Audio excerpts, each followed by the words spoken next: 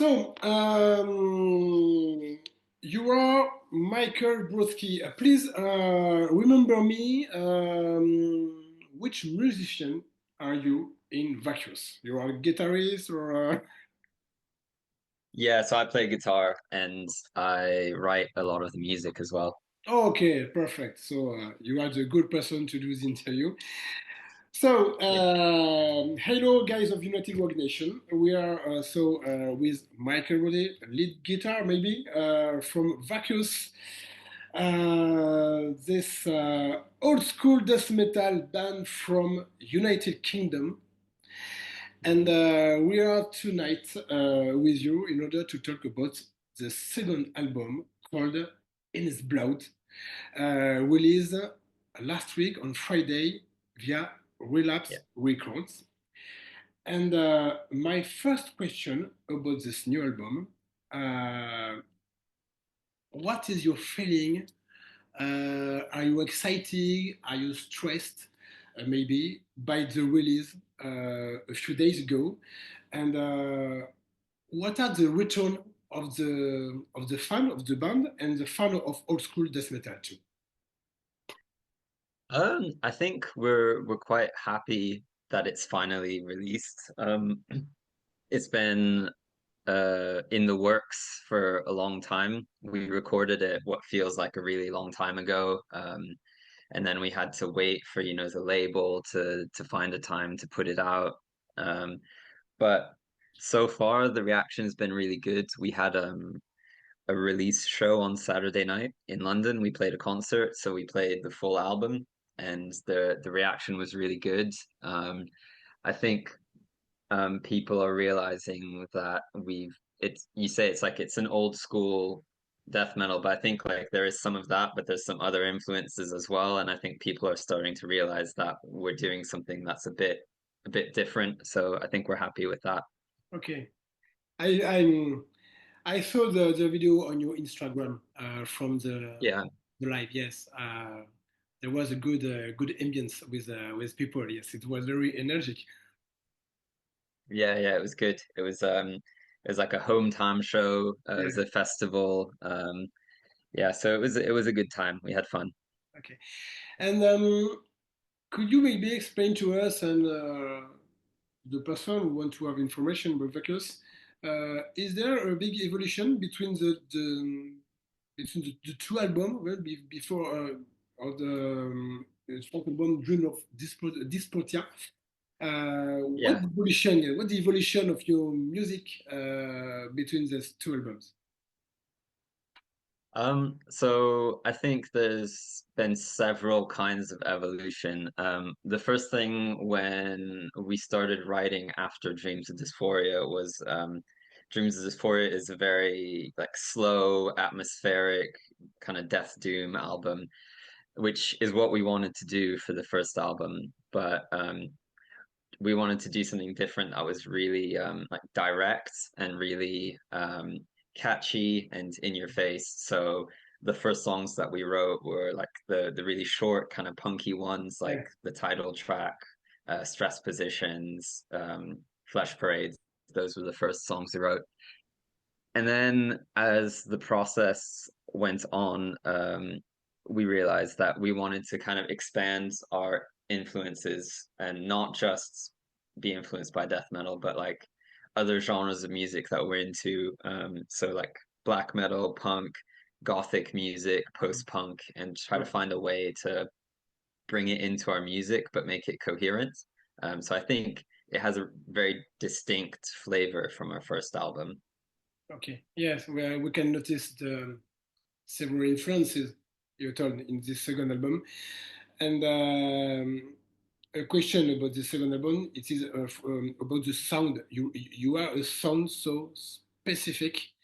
When I listened to the album for the interview and for the review, um, at the first time with the first song, very kick-ass song, very short and very kick-ass song.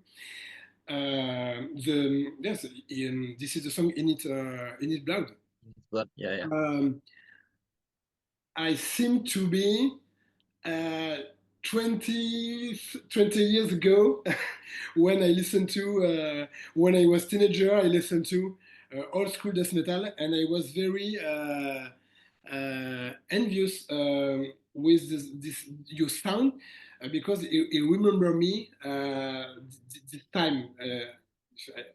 Yeah, yeah. If you understand. So, how do you work to mix all the influences you have said the question before, and this sound very old school in the album. So I think there's two way things to consider. One is like you talked about the mixing. Mm, So like it's always been important for us to have like a really organic sound, mm, like we didn't use a click track. Some stuff was recorded live. There's mistakes sometimes, and we just leave them because that's how we sound. We don't use triggers on the drums. It's a natural drum sound. Um, but the other thing with old school death metal is when you think about bands like Obituary, mm, Incantation, I see you've got the Morbid Angel hoodie, yeah. like all those bands, they all sounds different, right? That none of those bands sound like each other. And the reason is because, they were operating when they started, death metal didn't exist. So they were all listening to their own different, some of them were listening to punk, some of them were listening to Mm. thrash metal, etc. So they each took their own influences and they're like, how do I make this extreme? And I think in a sense we're doing the same thing, but from the perspective of someone, I'm much younger than those bands, so I have more modern influences as well, but we're trying to bring them into the framework of how they thought about music. I think it's whereas some bands that play old school metal, death metal, they'll be like, oh, maybe let's just try to sound like Entombed or something. And it's like that's cool. It's cool when bands do that, but it's not what we wanted to do. We wanted to do something that's Okay. respects the old school, but that feels very modern as well. Yeah, because there is this mix with this old school influences and modern influences. Because this metal big evolution in 20 years or 30 years, and we can notice in your music all this evolution in your music. And I think you are your own sound. I think I can say, or we can say you are a young band with your own style, and it's very good. I think after only two albums. Yeah. I mean, I think no, we're happy with it, and I don't think what we're doing is like, 100% original. Nothing it's impossible to be 100% original in death metal, but I think it's what we're doing is personal to us and it reflects who we are as people and musicians. So, So now a question about the songwriting. How do you work to compose to write song? Could you explain to us? yeah, so usually so I traditionally I've written most of the songs, but that is changing. Some of the other members are contributing as well. But usually it starts with there'll be, me by myself writing riffs at home, and I'll come up with the skeleton of a song, a Mhm. loose structure. I'll do a recording at home and I'll send it to the guys. They listen to it and they'll give me some feedback. Um, so we have a bit of, remote songwriting. And then when we decide that, okay, the song is worth spending time on, then we get in the rehearsal room and we figure out the arrangements together. Um, so yeah, we spent a lot more time for In His Blood in the room together because we really wanted to capture that chemistry of a band playing together, the kind of the dynamics between the tempos and all that. So it's a mix. Some of it is, demoing at home and some is in person in the rehearsal room. And for example, for this new album, how much time did you take to write it and to record it and mix it extra to have Uh, so I think we started writing like shortly after recording the previous album. So yeah, probably took like give I don't know, most of a year to write the album, and then we recorded it in it was a long time ago now. It was September, October 2023 is when we recorded In His Blood. And then yeah, then we had to mix it and then master it. And then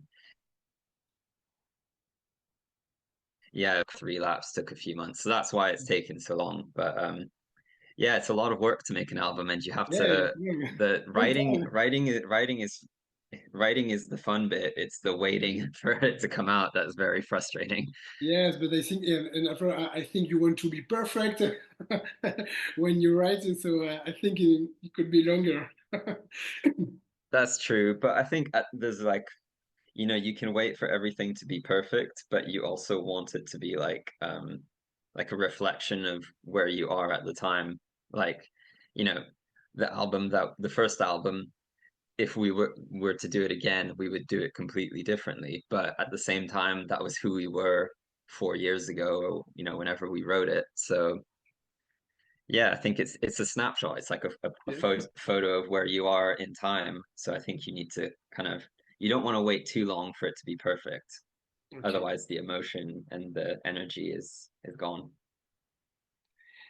Um, for this album, from the band, you are on with the label Relapse Records. So this is Yeah. a very, very big and very excellent label, I think, in underground music, not only metal extreme, well, extreme metal. Sorry. How did you meet them to, yeah, to, in order to work with this great label? So we got put in touch by a friend of ours. So there's the studio where we recorded the album in London. It's in the basement of a record shop called Okay. Crypto the Wizard, um, which is a really good like heavy metal record shop in London. And so the guy who runs it is a guy called Charlie, and I guess he's in touch with Relapse because he orders stuff from the shop. And one day there was someone from the label who was on a business trip to London, and he came into the shop and said, just chatting, are there any good bands in the UK? And he said, oh, I know this band that's just recorded an album downstairs called Vacuous. And I know they're going to be looking for a label. So he put us in touch, and we sent them like a rough mix, and they were interested and they wanted to sign us. So Okay. yeah, it's a bit of a coincidence, but we're happy that they took notice of us. Yeah, yeah, I could understand because this is a good label. They do a super promotion in order the band could exist and could uh, Yeah, yeah. do No, it's cool. yeah, it's cool. Now I want Yeah. No, and to. when I was Oh, sorry. Let's go. So sorry. no, I was just gonna say when I was younger and listening like discovering metal, I remember like looking at the back of CDs and I Yeah, would see the logo like Relapse Records, and like automatically that it's gonna be cool even if you don't know the band. exactly. When it's relapse Yeah. recorder, the band is always cool. No, it's right. I do a lot of review interview for relapse. It's always very excellent music, excellent band in metal or in other kind of music. I think Yeah, it's exactly. so. So I'm happy for you because I think for Thank you. a young band like you, I think it's a good thing in order to do another others album. I hope for you. um, a question now about the artwork. So, what is the meaning?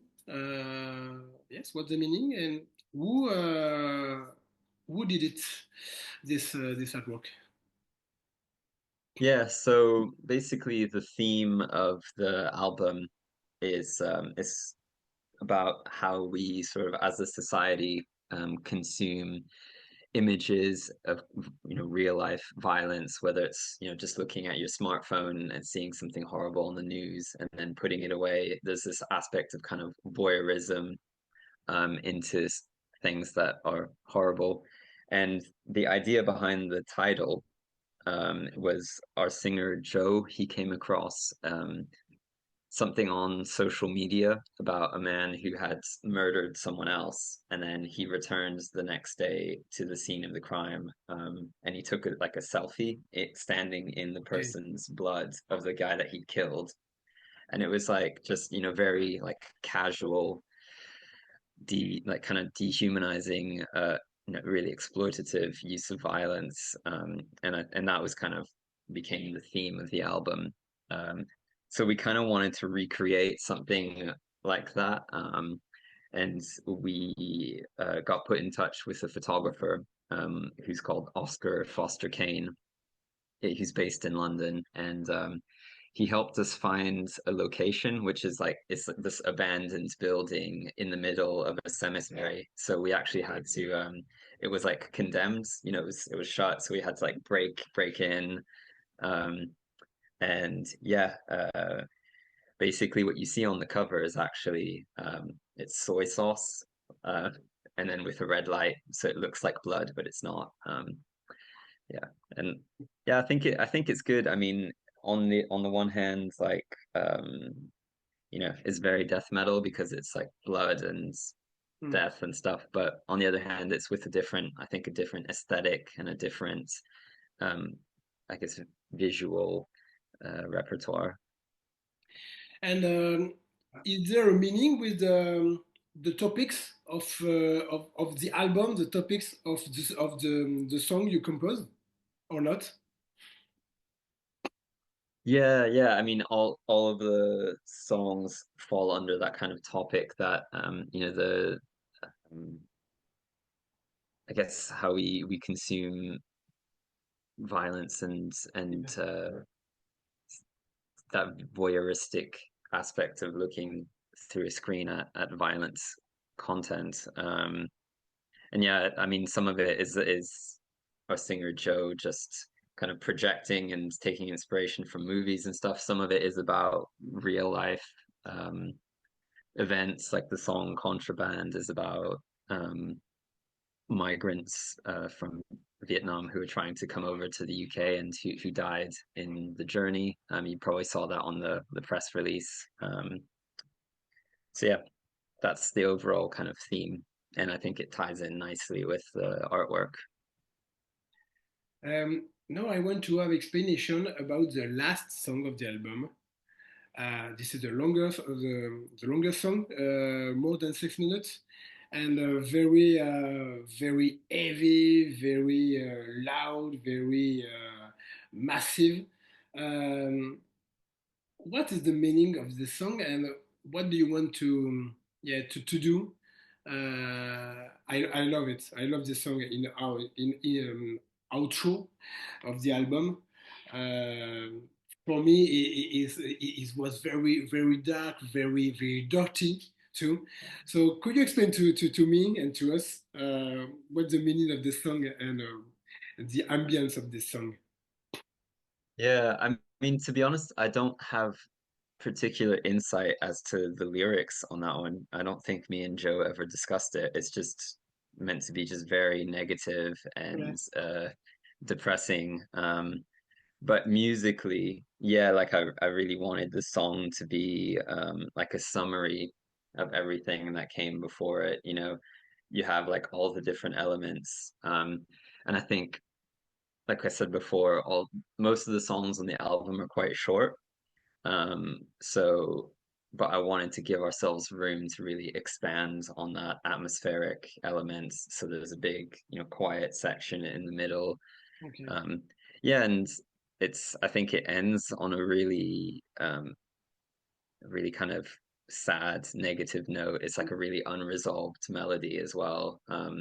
So yeah, I think that's just how we wanted to end it. Okay.